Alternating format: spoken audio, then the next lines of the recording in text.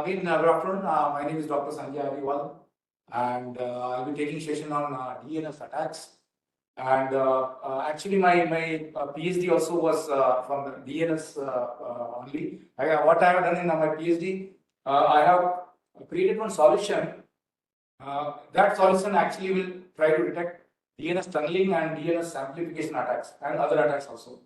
Okay, so let us start the session here. So this is the agenda of this particular session. So let's again have some recap of the DNS ecosystem, and then we'll move to the categories of DNS attack, where we're talking about two categories. One is the attacks on the DNS system, where we have DNS ID spoofing, DNS cache poisoning, and so on. And then we'll talk to the next category of attack, which is say exploiting DNS infrastructure. You'll be having some attack like DNS tunneling and amplification. And I'll be showing some demos to you of tunneling and amplification attacks also, if time permits. Now, if you talk about DNS, just imagine if DNS has started working, if DNS stopped working, what will happen? So you'll see that you'll not be able to open any website with the domain name if DNS fails. Okay.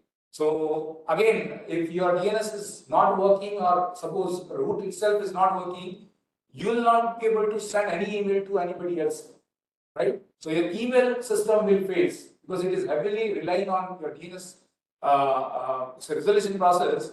So if DNS fails, your email fails, right? Again, your e-commerce, your online transaction, everything will be actually stop working. So you can say that in case of DNS failure, your internet service will malfunction, right? So DNS is very much, or it is one of the most critical component of today's internet world. Now I will show you one picture. You have to guess who is this person. Can you guess this person? Any of you? If you'll be able to guess, please type here in the chat window.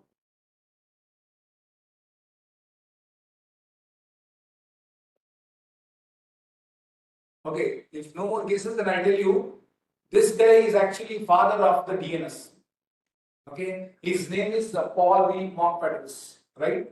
So this person only has started the domain name system world. Before DNS, we were having something called host.txt file, and using that centralized file, all the computer system or all the domain names were actually getting resolved.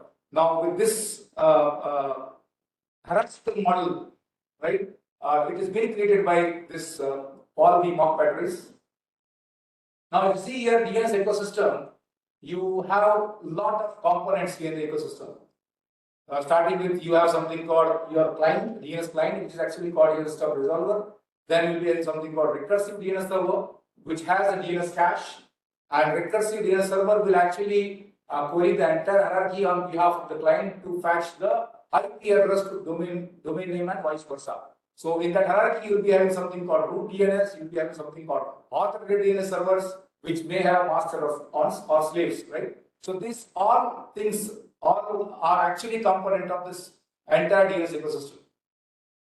So we already know that we have various DNS servers types. We have root DNS servers, we have authenticated DNS servers where we have masters and slave. We do also have recursive DNS servers, and your system, which is sending a DNS query, will be called DNS stub resolver, right? So why I'm just briefing this, because if we are talking about attacks on DNS servers, then we'll get to know that okay, this attacks can be performed on root, or it can be performed on any authenticated DNS servers, or even recursive DNS servers, right?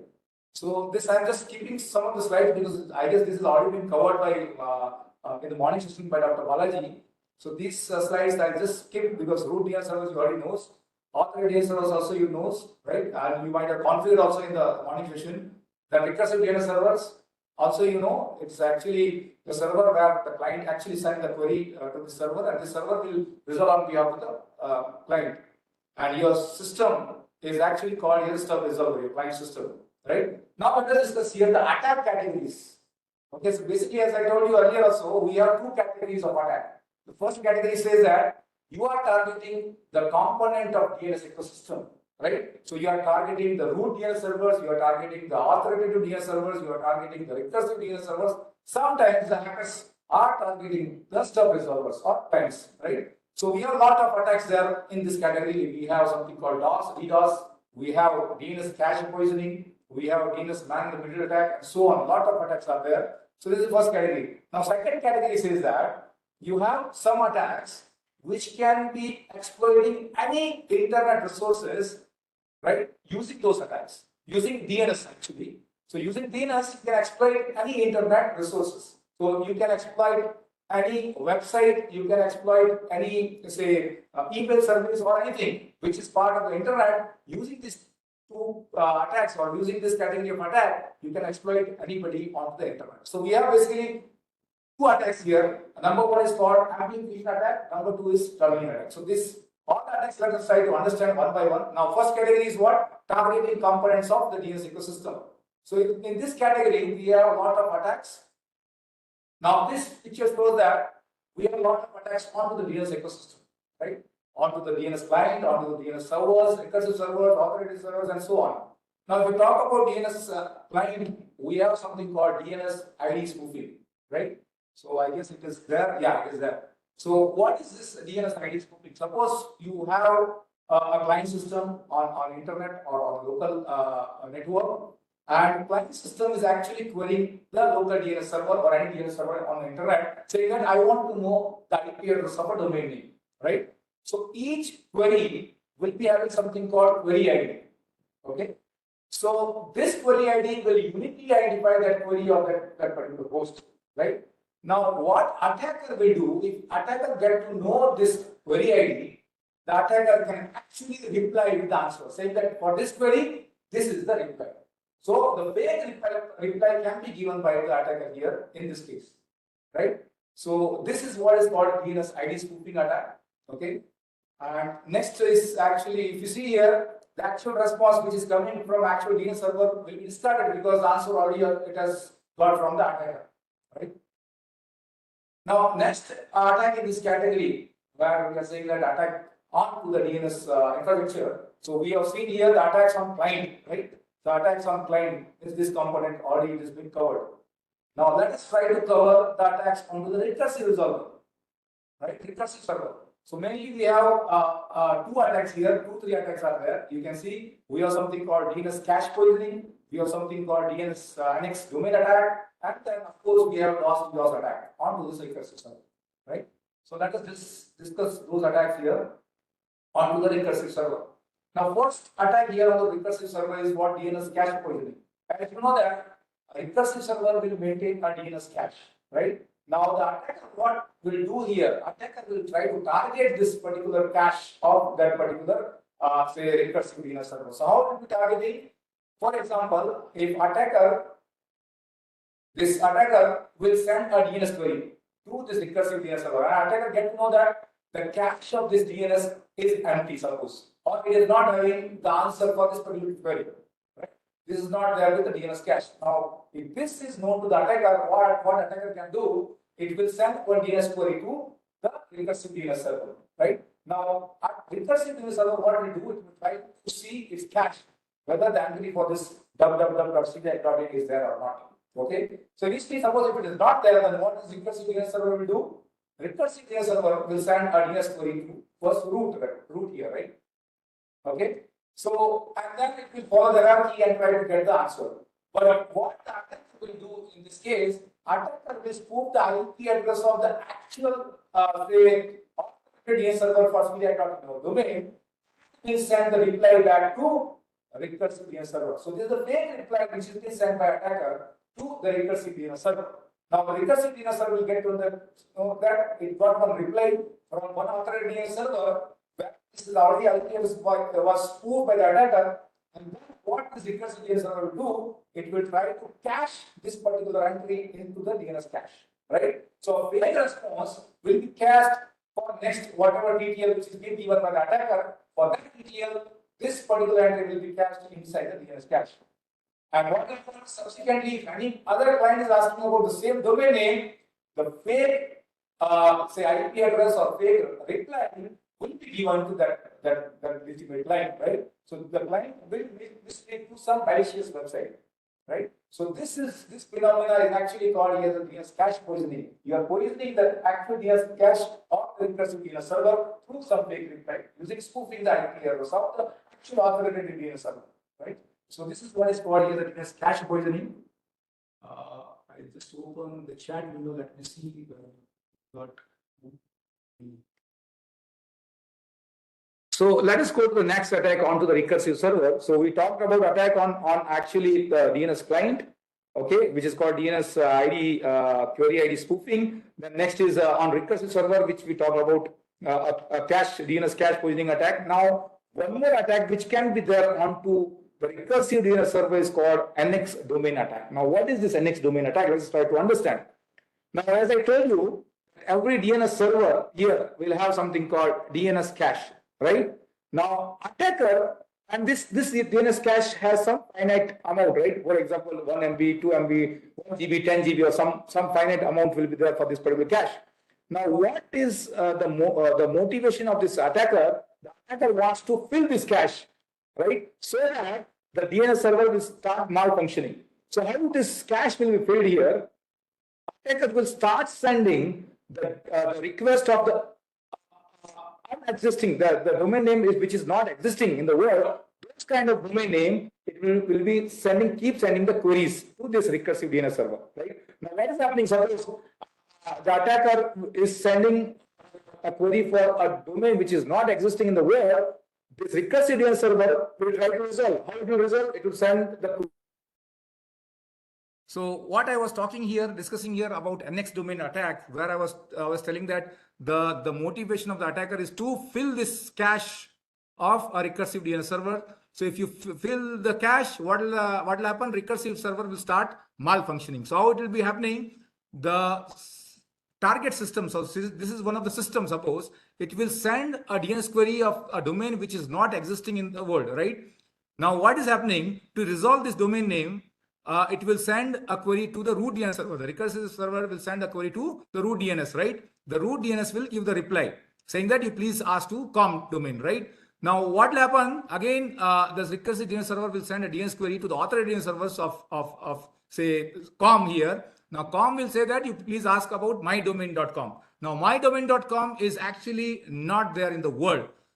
And who will tell this? The com will tell to this recursive DNS server saying that this domain is not existing, right? So if this is the reply which has been sent by the authorized DNS server to the recursive DNS server will keep one entry inside the DNS cache saying that for this domain, we don't have any IP address. It is a non-existence of domain, right? NX domain. So this record will be kept inside the DNS cache of this recursive DNS server. So that the next query for the same domain, if someone is asking, it will take from the cache and give it to that particular client. Now, what is this guy is doing, the hacker is doing? It will be keep sending the request of the non-existence domain, which is not existing in the world, to this recursive DNS server, right? And over a period of time, the cache will be filling, and after say so 1 hour or 2 hours or some time, the cache will be totally filled. So in case of cache will be filled, the recursive DNS server will be malfunctioning. It will not be function properly, right? Now this particular attack can be actually sophisticated using something called botnet based DNS queries, right? So the attacker will have the control of the so many systems, right? Which are under attack or under control of the attacker, right? Now using those systems, it will try to send the DNS queries to this recursive DNS server. Now within no time, this particular DNS server cache will be filled, and then the recursive server will start malfunctioning, right? So this is how this next domain will work. Now you see here the next attack onto DNS servers, which can happen to even your DNS client, to recursive DNS server, even to root or any authoritative DNS server in the world. This kind of attack can happen. This is called DOS or DDoS attack. Now DOS, you already knows if you're giving more workload to someone, the person will actually stop working, right? Same thing applies here in the internet world. So if you are having a DNS server, and to that DNS server, if you're sending more DNS queries, right? So if it is getting more DNS queries, then the legitimate user which is sending the query, that legitimate user will not be able to get the response back. Why? Because it is solving the queries of this DNS flood which is coming here, right? Now this again attack can be sophisticated. Again, how it can be done? Because the attacker will have the bots or zombies machine with that person, and using those machines, it will try to send lot of DNS queries to your DNS server, and with no time, this DNS server will stop working, right? So this is a DDoS attack, which can happen on root DNS server, which can happen to any DNS server in the world. Now, in this category, we talked about DNS ID spoofing, DNS cache poisoning, NX domain attack, and DDoS attack. Now, let us move to the next category of attacks, which is called attacks exploiting your DNS infrastructure. So you are attacking any resources of the internet using DNS, right? So basically, I'll be talking about two attacks. One is DNS amplification attack, and second is DNS tunneling attack. So let us start with the tunneling attack. What is this DNS tunneling attack? Let us try to understand using this diagram, right? Now, see, this is a typical diagram of any organization to browse the internet. What is happening here? You see, you have a LAN. Inside a LAN, you have a number of desktops which will try to browse the internet. And to protect this desktop from say intruders, you'll be putting something called firewall here, right? Now, what is happening in firewall? You are allowing rules here. You are adding rules here. Suppose here one rule is written saying that allow HTTP outgoing, because you want to browse internet to this desktop, the HTTP connection has to be allowed outgoing, right? Similarly, because if you are browsing internet, you have to type the domain name, which has to result to the IP address. So you have to allow the outgoing queries, and the response which is coming here, that also you have to allow, right? So basically, you are allowing DNS queries outgoing and incoming, right? So this is a typical scenario. You are saying that block all outgoing. After this allow, you say block all outgoing. So if this is the scenario, what can happen? Here, people can browse the internet through this firewall, and they can browse any internet connection, right? Any website they can browse. Now, let us take one simple example here, right? That example says that I am having, what I will do, I'll just take a screenshot of this and I'll use MS Paint, so that will be good.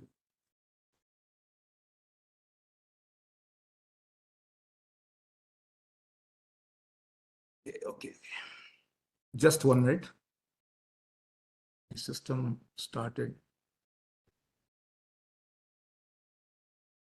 Yeah.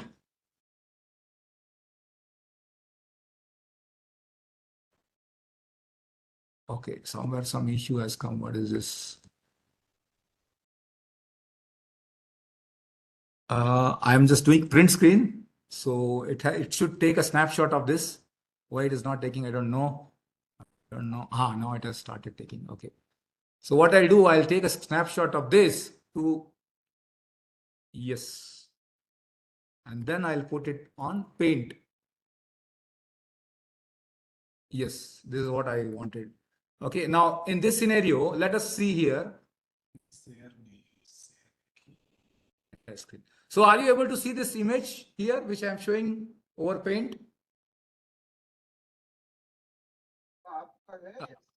Is it visible, right? 1 minute, let me again start sharing the entire screen. This is what I shared already. Okay, so now let us try to understand this scenario. If it is visible, then suppose I am the attacker, and somehow I will drop a small malware here on the system, right? A malware I'll drop, and that malware will do what? It will just send a DNS queries and responses, right? So a malware will be dropped on this particular system. Now on this system, suppose I have one file. It's a very confidential file, right? And that file has some content. Hello, this is the confidential file, right? Suppose this is the content of that file, okay, which is sitting inside this malware infected desktop. Now what is happening here? Suppose this malware is there. Now this malware can exfiltrate this particular file to this attacker's machine, right? To this attacker's machine. So this is the attacker's machine. So how it can be done? Let us try to understand. Now this malware will try to send DNS queries, right? It will send DNS queries to this DNS server. Suppose this DNS server is say abc.com. abc.com. Okay, this is the DNS server. And now this malware will start sending a DNS query to this abc.com saying that I want to know the IP address for abc.com, right? What is the IP address? So this query will be sent to this firewall, right? It will be reaching to this firewall. Now this firewall will see that this is a simple DNS query which it will allow, right? It says I want to know the address for abc.com.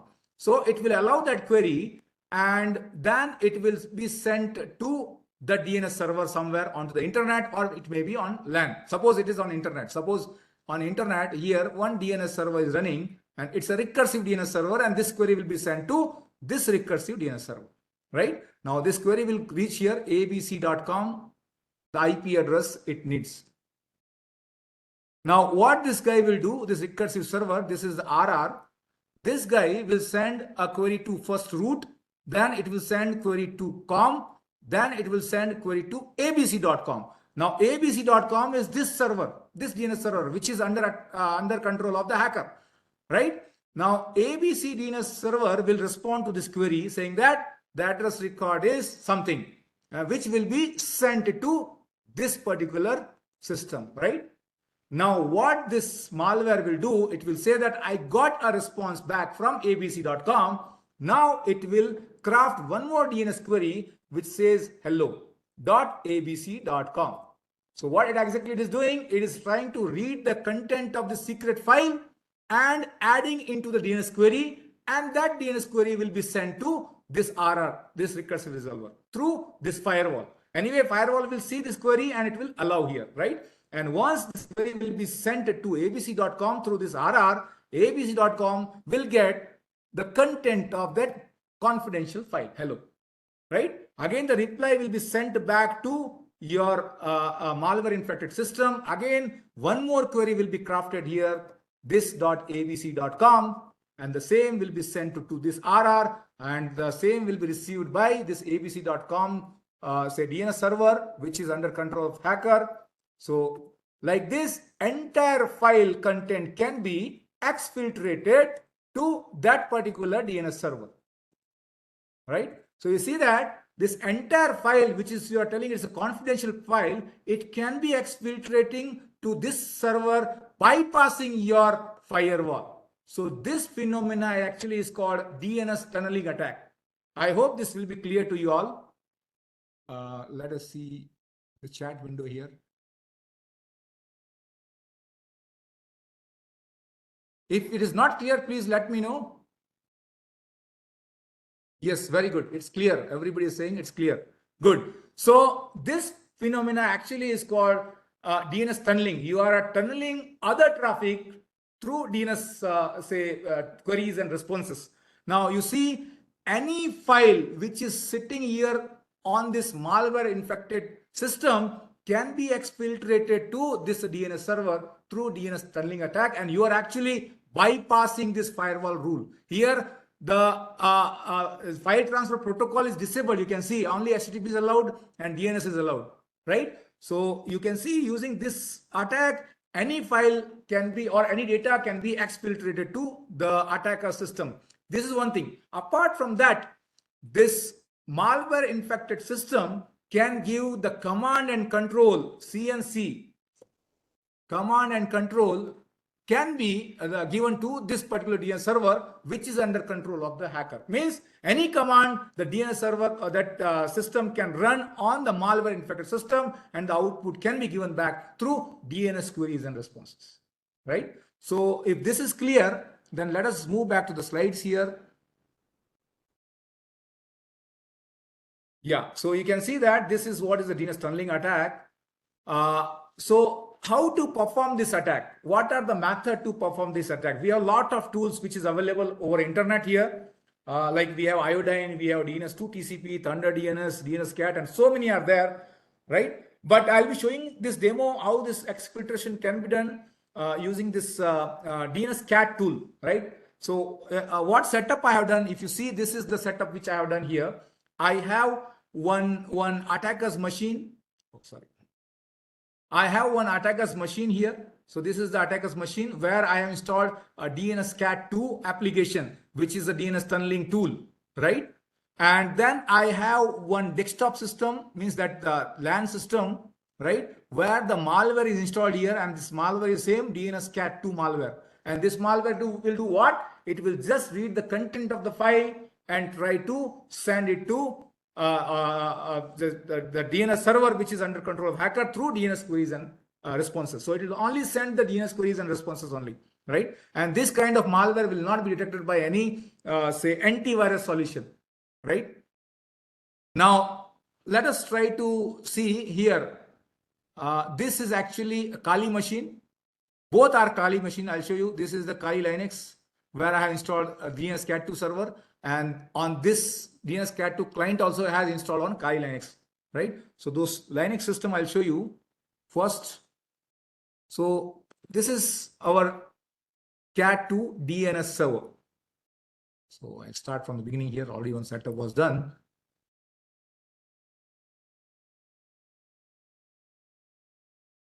So I hope my system, the screen is visible. It's a Kali Linux window. Okay.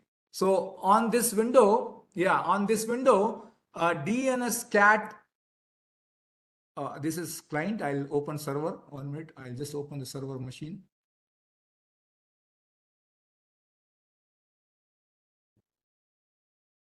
Yeah, this is the server machine. Yes. Okay. So this is the machine where the DNS cat server is running, which is under control of the hacker. Why? Yeah. So this DNS cat tool is by default, it is installed on Kali Linux. No need to install. By default, it will be there. So here on to the attacker's machine or DNS cat to server, we have to start this service. How do we start? You say sudo DNS cat to server, right? Now this service will be started. Okay, this service is started. Now once this service started, let us go back to the slide here and I'll show you here. This DNS cat 2 server is running. Now in between client and this DNS the server, you will be having something called firewall, right? Now let us move back to this client first. This client. So I'll show you. This is the client machine. This is the client machine. This I'll minimize or I'll stop. Okay.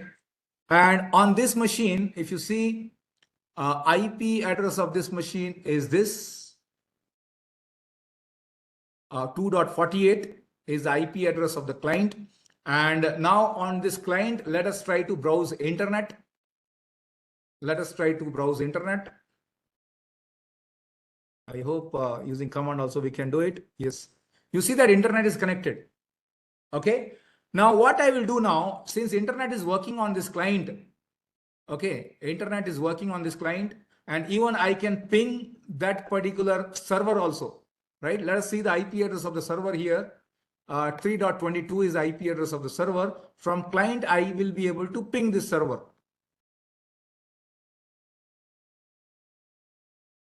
Right? 3.22. So you can see that I am able to ping to the server. Now let us try to implement a firewall onto the client side.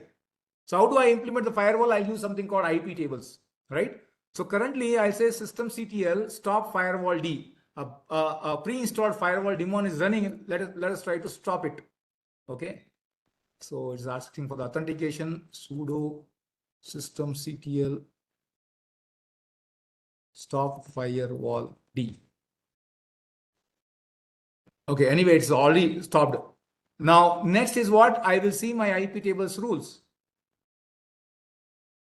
And again, I will say sudo, because IP tables required now this. Now, you see, currently, IP table policy says that you accept all incoming, accept all outgoing, right? So currently it is accept. Now, let us try to implement a policy here. I'll say sudo IP tables -p policy output drop. And even I'll say input also drop. Right? Now, what did I do? I have just enabled a firewall here. You see, the firewall is enabled. Now, I will not be able to ping that particular system. Again, if you see, I will not be able to ping. Right? Even I will not be able to say connect to google.com using this. Right? It is not connecting. Even if I want to do NS lookup google.com, I'll not be able to do anything because DNS queries, responses, everything will be now stopped. Now firewall is enabled. Now if you again go back to this system here, okay, this slide here, I will now, since I want internet access to be given to this DNS client, I will actually allow the DNS queries and responses. So let us try to allow here. So how do I allow here? I will say IP tables, right? I will say output policy, output chain. I am saying that you can send the DNS query to anywhere, right? I am accepting that. Now again, same thing I'll do for the input also.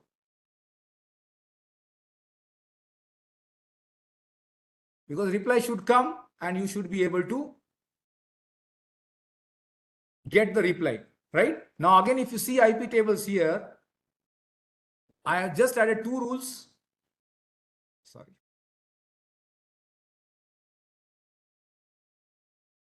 You see these two rules are there.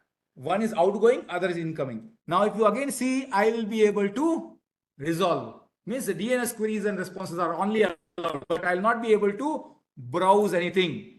It is resolving only, but it is not connecting because firewall is implemented here, right? Even I am not able to ping that same system, which I shown you earlier, the DNS cat server. I am not able to ping, right? Now with this, now if this is the setup, how I can exfiltrate any file from this system to other system. How do I do that?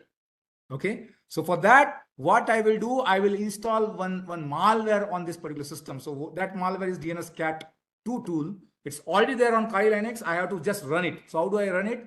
I'll run using this particular command. So I'm saying that DNS cat and use this DNS server to send any DNS queries and responses, which is running on port number 53, right? If I say this, now you see that one session is established.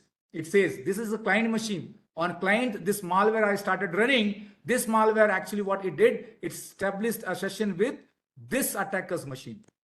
This is the attacker's machine, right? Now I'll show you what can we do here. I'll use one window here, which is called new window, which I just now used. And using that, I can do a lot of things. I'll just show you CNC, command and control. So I can open a shell, right? Now this shell will be opened onto the client system. So I'll say shell, you see that shell is created. Again, if I will say Windows, and I'll use one more window, which is called second, which is nothing, that shell.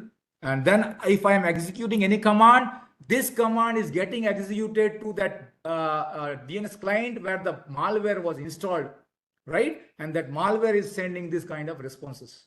You see, this is the content of that particular system. Again, let me go there on this system. This is the client machine, right? And here, let us try to create one file. I'll create one file, demo. I will say demo DNS, something I'm saying. A file I'm creating, and I'll say this is the confidential file. Something like that. Something is written here, right? Now this file, let us try to exfiltrate there. How it can be exfiltrated? Again, if I say ls, the file is visible here or not, you can see the file is actually one minute shown.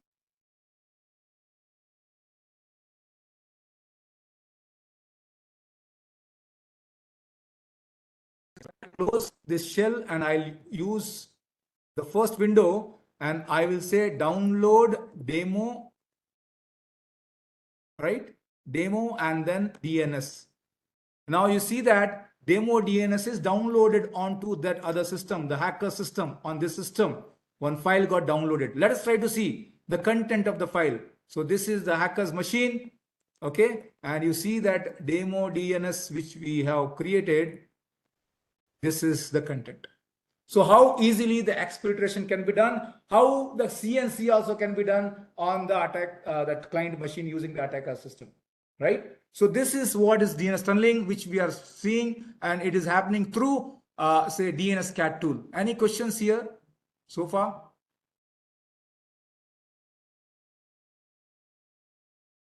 Any questions?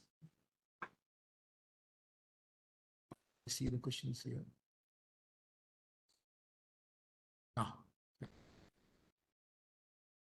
Okay, so one question is there, can we stop via network firewall DNS tunneling attack? Okay, can we stop via firewall? You see, a firewall is already implemented on this system, right? If you see here on this system, one firewall is implemented, which is nothing, it's a packet filtering firewall, right? It's a packet filter who is filtering the packets, which is outgoing packet or not.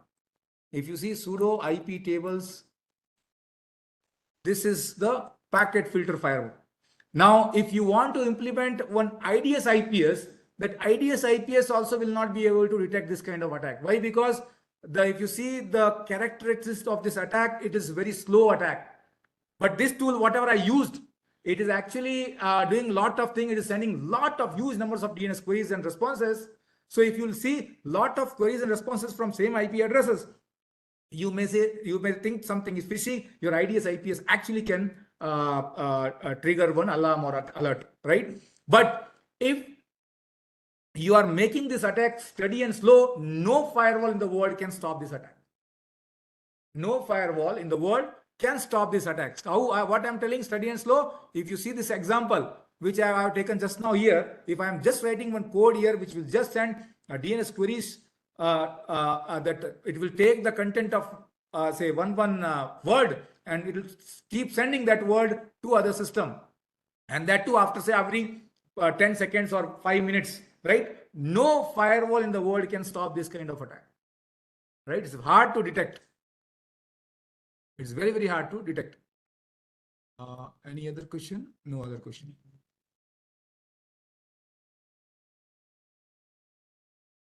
Yeah, how to take precautions from this attack? That's what I told you, sir.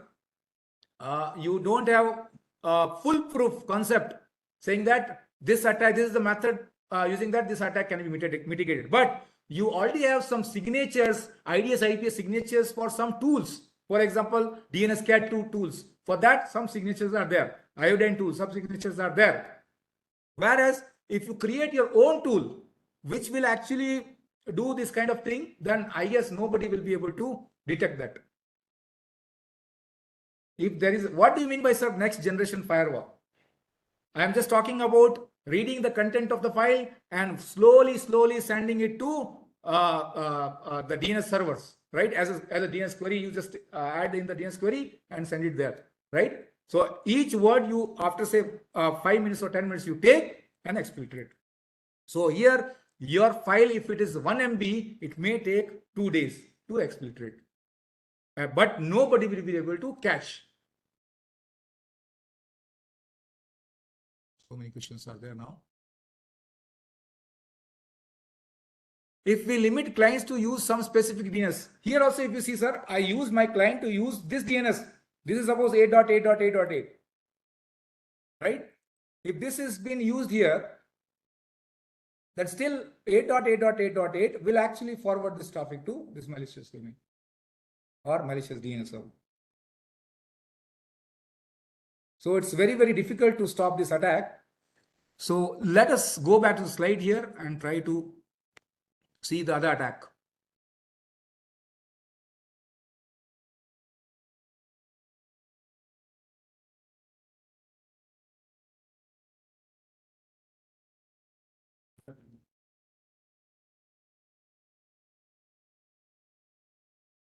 Okay. So it says some mitigation methods are written here, but those are not foolproof. Deep packet inspection you do. You see your every DNS queries, right? And you log it somewhere and then see who has done what. Using that only you can do. But still, it is not foolproof. Again, as I told you, you have signature-based detection. So for each tool, you have some signature, right? And someone will say that you can actually use response size limit. So if you are sending a DNS query to some DNS server, that DNS server should not give say more than 100 responses or 200 responses or 500 responses, right? And finally, to mitigate, not mitigation, but you should give some awareness to the user saying that this kind of attacks are there. You have to keep monitoring your DNS queries and responses, which is coming or which is logged somewhere.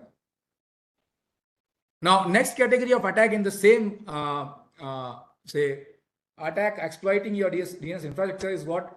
DNS amplification attack. Now, what is this DNS amplification attack? You see here, I will take a simple example. If you see,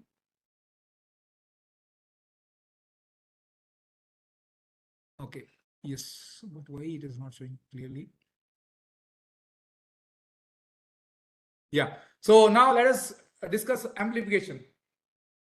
Now, in amplification, what this attacker will do, attacker can send unwanted network traffic to any, say, internet resources.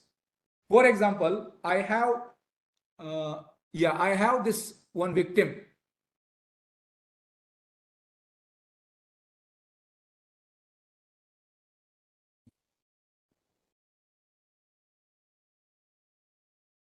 Yes.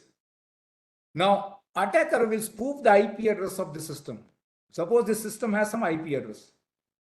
10.10.10.10, okay. Now this attacker will be having one DNS server in the world. It's a public DNS server, recursive DNS server, right, whose IP is something. Now what attacker will do, attacker will spoof the IP address of the victim and send a DNS query to DNS server saying that I want to know the IP address for a domain called google.com. What is the address record for this?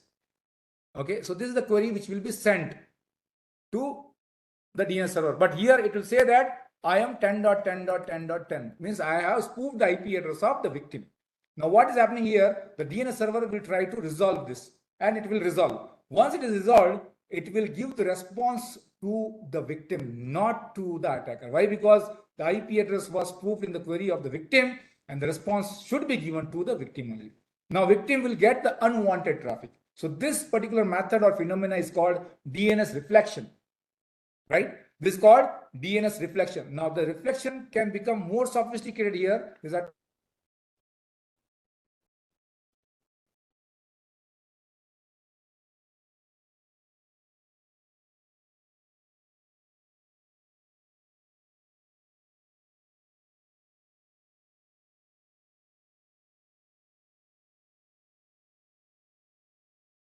so if I want to know the all records of google.com domain, if this I'll send and this query is actually say few bytes, say 100 bytes, the reply will be big. Reply may be 1000 bytes because google.com has lot of records. Those records will be sent back to the victim here. So I am sending one query of 100 byte, but reply will be 10,000 byte, 100 times more. So this is what is called amplification attack, right? The query is amplified, the reply to the query is actually amplified here, and the victim is getting unwanted traffic. Now I'll show you a quick demo for this to you all. Now you see, I again have two systems. Just let me stop it for the time being. And I am having one tool called DNSDR.c. Okay. Now this is attacker's machine. Okay. And on this machine, I am running one tool here. This is the tool which I am running. It is called DNSDR.c. Now it's a simple C program which is available here. You say DNSDR.c. It is available on Google GitHub. If you go here, you can download this code and try to execute this code. Right? So this is the program here. So the same program I have taken, I just copied here and I used here in Kali Linux, right? So this is the program, same program, and I actually compiled this program. This is the output, not output, the say exe file from this particular C file, right?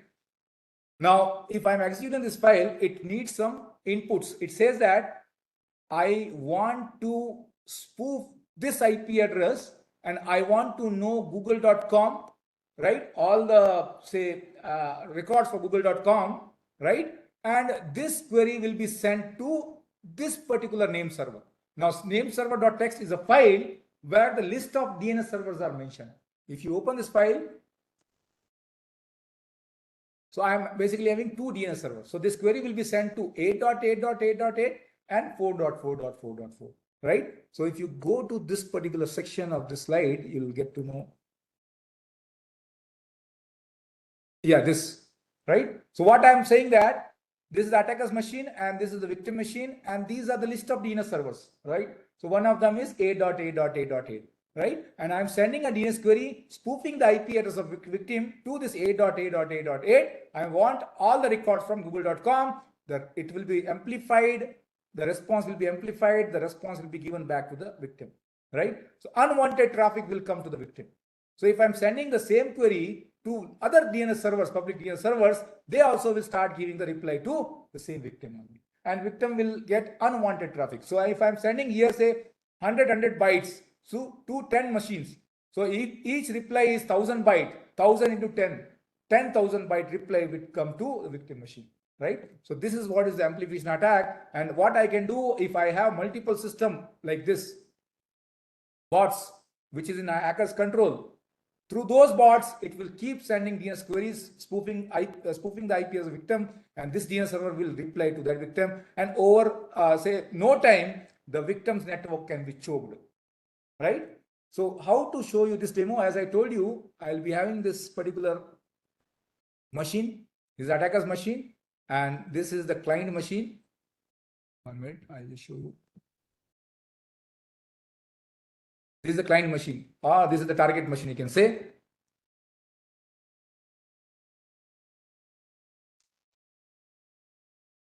Now on this target machine, what I will do, I'll open Wireshark and I'll show you what is happening. So I'm just running the Wireshark. And I'm saying, show me what is happening on my port number 53 UDP. Means any UDP traffic is coming to my system or not. I'm just seeing here using Wireshark. This is on target machine, right? And you see the target machine's IP address, what is written here is 2.48, right? So on 2.48, unwanted traffic will come. Now let us try to send traffic here.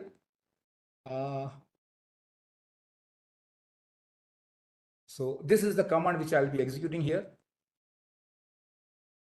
So I am spoofing the IP address 2.48 and sending a DNS query for asking about google.com, right?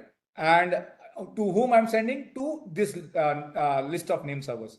And I'm saying I will loop this to 1000 times. The same thing will happen 1000 times, right? So if I say enter here, you see what is happening. Okay, you should be a root. I have to say sudo here.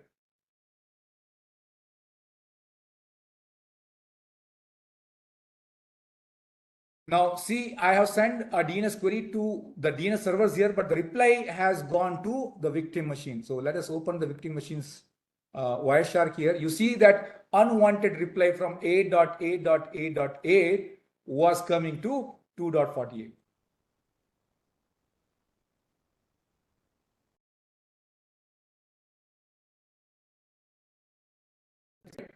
What is DNS amplification? Sorry, amplification attack. Now here, if I'll again show you,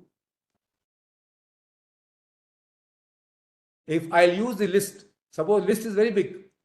You see, I have one file called, you see, these are the list of public DNS server which is available in India, which I am using here, right? So my system will send DNS queries to these many public DNS servers, and these people will actually reply to the victim, right? So within no time, victim's network can be choked, right? Victim's network can be choked. Victim will get unwanted traffic here, right? So this is what is DNS amplification attack. I hope it's clear to you all. Any questions? Any questions?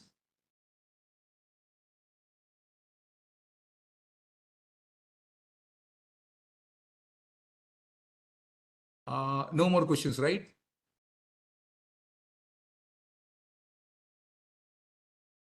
Okay, one question is there. If attacker golden key installed in the organization, any client, how to identify it from DNS? I am not getting this question. I am not able to understand what exactly sir is asking. If attacker golden key installed in organization, any client, how to identify it from DNS? No, sir, I am not able to understand this question. But any question here with respect to the DNS amplification and tunneling attack? Okay, so let us go back to the slides here. So how to mitigate this amplification? What are the methods to mitigate this? Again, as I told you, we don't have proof, pakka proof method, foolproof method saying that this is how you can mitigate, but you have some methods here. So what you do, number one thing is what? You have to say DNS response rate limiting. So response which are coming from any, say, DNS server to your firewall, you say that these many response should not be allowed from any DNS server. Only 100 or 1000 or 2000 responses can only be allowed based on your organization policy. You can set, right? And of course, your administrator or your network admin or your security admin should be able to monitor and analyze all your DNS traffic which is coming and going out, coming in. Everything should be analyzed here, right? So these two methods which can be used here for mitigating this kind of attacks. So to summarize what we have just learned here, we have two categories of DNS attacks. Number one is attacks onto the DNS infrastructure, which involves attacks onto the root, attacks to the recursive servers, and any ecosystem component of the DNS ecosystem you can attack. And second category, using DNS server, how you can attack others, where we just understood two attacks here. Number one is amplification, and second is tunneling attack, right? So any other question? So to end with this, what is written here, the internet is a garden of low hanging fruits, right? So the internet is actually, you can see a lot of vulnerabilities are there over your internet. If you are connected to internet, you cannot say that you have firewall, you have other UTM or other security solutions are there, but still the attacker has method to take your data, to exfiltrate your data, right? So with this, I want to conclude my session. Any question?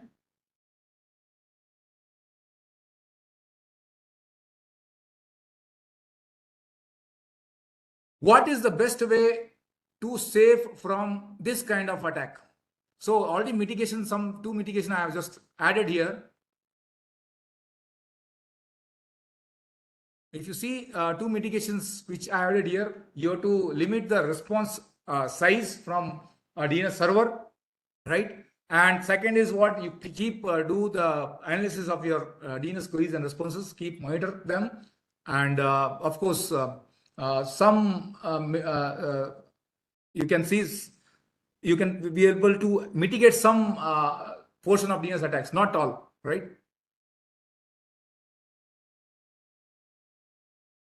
Okay, sir. Thank you, sir.